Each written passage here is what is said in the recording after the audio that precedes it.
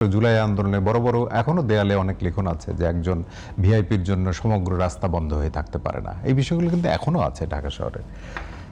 এখন সেই জায়গা থেকে কিছুটা ভিন্নতা তো আমরা দেখছি। যে আপনি যদি গাড়ির বহরের জায়গা দেখেন বা তার যে অফিস করার জায়গাটা, তিনি চিন্তা করেছেন যে আমরা সচিবালয়ে অফিস করি, কারণ মন্ত্রীগুলো সবাই যদি তার কার্যালয়ে যেতে চায়।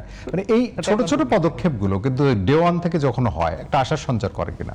না, অবশ্যই এই একটা জায়গায় তারেক রহমান সাহেবের প্রশংসা করতেই হয় যে আমরা যে বিএইপির জাতাকলে এমনিতেই ঢাকা শহরে যানজটে নাকাল আমরা, তারপরে আধা ঘন্টা 1 ঘন্টা রাস্তা বন্ধ করে, হ্যাঁ, যে ফেসিস্ট হাসিনার যে যাতায়াতের যে আমরা একটা গেরাকলে পড়তাম, এই জায়গা থেকে উনি নিজে মুক্তি দেওয়ায় যে সুবিধাটা সব থেকে হয়েছে। আগে দেখা গেছে পাতি নেতাও, মানে মন্ত্রী তো দূরের কথা, একটা পাতি নেতাও সে একটা বিএপি প্রোটোকল দিতে, ট্রাফিকের ফোন দিতে, ভাই রাস্তাটা ছেড়ে দেন।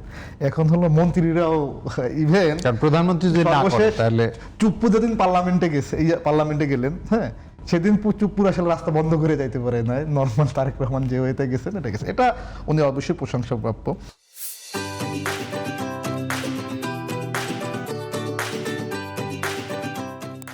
কিন্তু মানে ভাই যেটা বললেন এটা খুব গুরুত্বপূর্ণ। আপনি মানে সাপোজ আপনার জন্য কোনটা বেটার, আপনাকে আমি মাসে মাসে 3000 টাকা দিব না আপনার জন্য একটা ভালো কর্মসংস্থান তৈরি করবো, মানে আপনি কোনটা চুজ করবেন এজ এ নেশন হিসাবে, মানে একটা সচেতন মানুষ হিসাবে?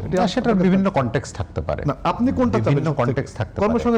কর্মসংস্থানের জায়গাও কি আপনার পর্যাপ্ত আছে কিনা সেটাও আপনার চিন্তা করতে হবে। তাহলে আপনি যাবেন কি আপনার জন্য কর্মসংস্থান আপনি যেখানে ক্রিয়েট করি, আপনি প্রবাসে এত মানুষ থাকে, আপনি এখন দেখেন মধ্যপ্রাচ্য যুদ্ধের কারণে আমরা স্থবির হয়ে যেতে পারি, সেই আশঙ্কা দেখা যাচ্ছে, কারণ আমার কোনো বিকল্প খাতে আমি তৈরি করি না। আপনি ওভারনাইট করতে পারবেন। আমি এই জায়গাটাই বলতেছি, আপনার 1 লাখ, ভাই যেটা বললেন যে 1,25,000 কোটি টাকা আপনি খরচ করবেন এই দুইটা প্রকল্পের পিছনে, 1,50,000 কোটি টাকা, 1.5 লাখ কোটি টাকা, অর্থাৎ আপনার বাজেটের অলমোস্ট 20%। হ্যাঁ, আপনি অলমোস্ট 20% এখানে খরচ করতেছেন, আপনার ঋণের সুদে যাচ্ছে আপনার 18%, অর্থাৎ আপনার বাজেটের 40% মোটামুটি আপনি এই আলোচনা হতে পারে। আমি বলছি যে আপনার যদি অল্টারনেটিভ ওয়ে আউট না, হ্যাঁ, না ওয়ে আউট, আপনি যদি স্বাবলম্বী করতে না পারেন, 1,25,000 কোটি টাকা মানুষগুলোকে সামাজিক নিরাপত্তার মধ্যে আনতে হবে। আপনি সামাজিক নিরাপত্তা আনেন, আপনি একটা দেশ তখনই আসলে আগায় যখন তার স্বাস্থ্য, শিক্ষা এবং ব্যবসায় উন্নয়নের সূচক যে বিষয়গুলো থাকে, যেমনি যে রেড ট্যাপকে করে, মানে আমলাতান্ত্রিক জটিলতা দিয়ে একটা 4টা 5টা ধরেন আমি একটা বিজনেস করতে, সেই ধারা তো অন্তর্বর্তী সরকারের সময় তৈরি হলো না। সেটা তো তৈরি হয়। আপনি যদি বলেন শিক্ষা কমিশন হলো না, পুলিশ সংস্কার কমিশন হলো না, নারী সংস্কার কমিশন হলো না, আপনি এই দায়গুলো তো ওই সময় তো আপনাদের সবচেয়ে বেশি সরব ছিলেন আপনারা, হয় নাই তো? সরকারের উচিত ছিল ওইগুলো ফোকাস দেয়, এবং আপনি এই 1,50,000 কোটি টাকা এই দান না দিয়ে আপনি টার্গেট করে আপনি যদি ছোট ছোট যারা হলো উদ্যোক্তা, মাইক্রো উদ্যোক্তা, তাদেরকে আপনি যে 2% 3% সুদে দেন বা তার থেকে করেন, যদি আপনি ঋণ সুবিধা দিতেন, এর থেকে কিন্তু বেটার আপনার কর্মসংস্থান ক্রিয়েট হতো। ধরেন আমি একটা ছোট্ট বিজনেস শুরু করলাম, আমার সাথে আরো 2টা মানুষকে আমি এনগেজ করে নিতে পারলাম। এভাবে করে আপনি চীন কিভাবে আগিয়েছে আপনি দেখেন, একটা 2টা বিশ্বযুদ্ধ মানে ধাক্কা সামলিয়ে ওঠার পরেও জাপান কিভাবে উঠে আসছে। আপনি দেখেন জাপান 2টা বিশ্বযুদ্ধ করছে, এবং একটা বিশ্বযুদ্ধের পর হিরোশিমা নাগাসাকির একেবারে তছনছ করে দিছে। কোরিয়া 2টা যুদ্ধ সামলাইছে, মানে 3টা যুদ্ধ, 2টা বিশ্বযুদ্ধ, এরপরে কোরিয়া যুদ্ধ।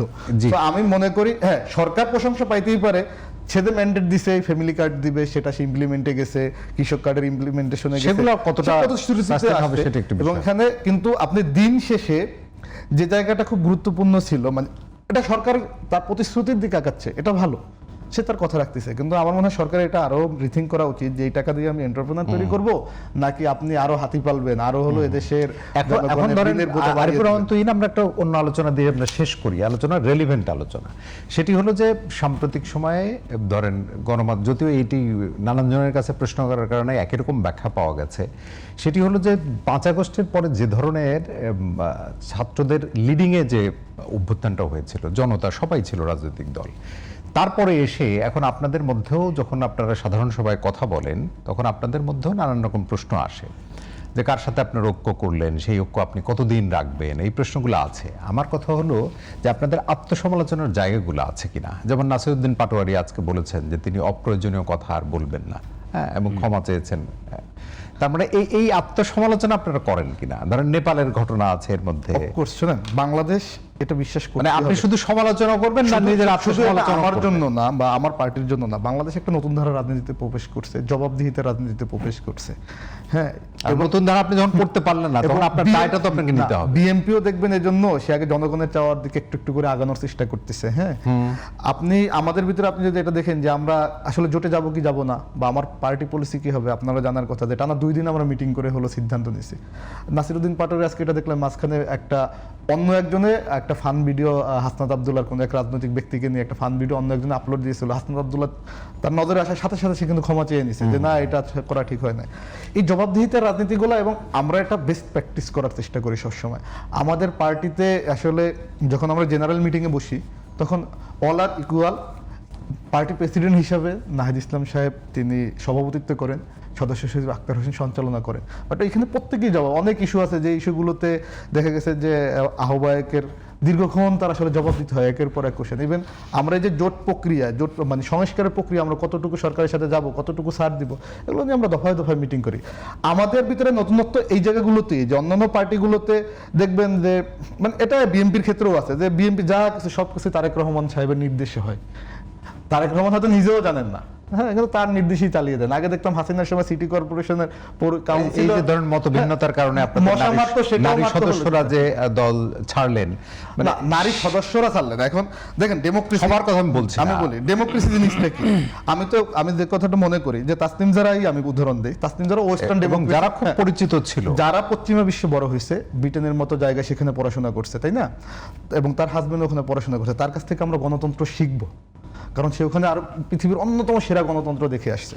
ডেমোক্রেসিকে আমরা 3 জন মানুষ, এখানে 3 জন আছে, একটা বেসিক পয়েন্ট, আমরা 3 জনে একটা বিষয়ে আলোচনা হব। এখানে আপনার একটা মত থাকবে, আমার একটা থাকবে, ইমন সাহেবের একটা থাকবে। এই 3টা মতের পরে হয়তো আমাদের 2 জনের মত একটার পক্ষে গেল, আপনারটা একটার পক্ষে জানি না, তৃতীয় জন বাদ না, বাদ না। তখন আপনার কি, আপনি সর্বোচ্চ নোট অফ ডিসেন্ট দিতে পারেন যে গণতন্ত্র মানে কি, যে হ্যাঁ ঠিক আছে আমি তোমাদের মেজরিটি ডিসিশন মানলাম, মানে আপনারা যে 300 আসনে এককভাবে নির্বাচন করতে পারলেন না, ভাই আমার এটা শেষ করতে দেন, স্বতন্ত্র ধারা তৈরি করতে পারলেন না, আমি এটা আমাকে শেষ করতে দেন। তো আমরা জোটের প্রক্রিয়া আমরা ছিল যে সংস্কার প্রক্রিয়াকে এগিয়ে নেওয়ার জন্য, যেহেতু আমরা ঐক্যমত কমিশনের জোটে ওনাদের পার্টিও আমাদের সাথেই ছিল, তো ওনারা হয়তো একটা বিশেষ কারণে ওদিকে গেছেন আমাদের সাথে, বাকি সবাই আমরা একসাথে ছিলাম, থাকবো। তো 200 জন সদস্যের মধ্যে 170 জন একটা পক্ষে অবস্থান নিলেন যে না, আমরা বৃহৎ স্বার্থে আমরা জামাতের সাথে জোটটা করি, এই জোটটা নির্বাচনী জোটটা। সেখান থেকে তাসনিম জারার সহ মানে 30 জন ভিন্নমত পোষণ করতে পারেন। তার মানে তো এই না আপনি দল ছেড়ে চলে যাবেন। আপনি কখনো শুনছেন যে ডেভিড ক্যামেরুন ব্রেক্সিটের বিপক্ষে ছিল? জনগণই মানে তার মানে এটা কাকে বলছেন? যারা ছেড়ে গেল তাদেরকে বলছেন আপনি? তো আপনার তাদেরকে তো আপনি রাখতে পারলেন না, ব্যাপারটা আপনি রাখতে পারলেন না, দেখেন না কেন যে আপনি গণতন্ত্রের সৌন্দর্য হলো যে আপনি এখন এখানে কি হয়েছে, তার সিদ্ধান্তই মানতে হবে। যারা যেহেতু সিদ্ধান্ত সে বিএনপির সাথে থাকতে চাইছিল ওই সময়, মানে ইন্টারনাল আলোচনা, অথবা সে স্বতন্ত্র থাকতে চাইছিল, ওইটাই মানতে হবে। তোমরা বাকি 170 জন কি চিন্তা করলা কি করলা না, ডাজন্ট ম্যাটার, আমার সিদ্ধান্ত। এটা তো ডিক্টেটরশিপ, যে আমারটাই শুনতে হবে, নাইলে আমি তোমার সাথে নাই। এটা তো আসলে কোনোভাবে মানে এটা মানে আপনি কখনোই সিদ্ধান্ত, আপনার যদি এমনও হয়তো যে না 270 মানে 200 জনের ভিতরে 30 জন কত পার্সেন্ট হয়? 15% মানুষ হলো একটা সিদ্ধান্তের বিপক্ষে গেছে, সেখানে একজন ছিলেন যারা। এখন যারা কিন্তু ওই যে জুলাই অভ্যুত্থানের চেতনা, ধর্ম রাজনীতিকে একসাথে মিলাইতে যাওয়া, মাওলানা ভাসানীর যে কথা, মানে সেই ব্যাখ্যাগুলো আপনারা দিয়েছেন, মানে আপনার জুলাই অভ্যুত্থানের চেতনার কথাগুলো যদি বলতে হয় তাহলে ধরেন আমার দেয়ালে এখনো আছে, কিন্তু দেয়ালে এখনো আমার পার্টির শীর্ষ যারা নেতৃত্ব আছে তারা তো জুলাইয়ের নেতা। তাসনিম যারা জুলাইয়ের পরে রাজনীতিতে আসছেন, তাই না? তাসনিম এটা এখনই তো বিভাজন, না বিভাজন কে আগে কে পরে, না আমি সেটা বলতে চাই না। আপনি চেতনা মানে জুলাই অভ্যুত্থানের চেতনা কিন্তু এটা না যে আমি কারোর সাথে জোট করতে পারবো না।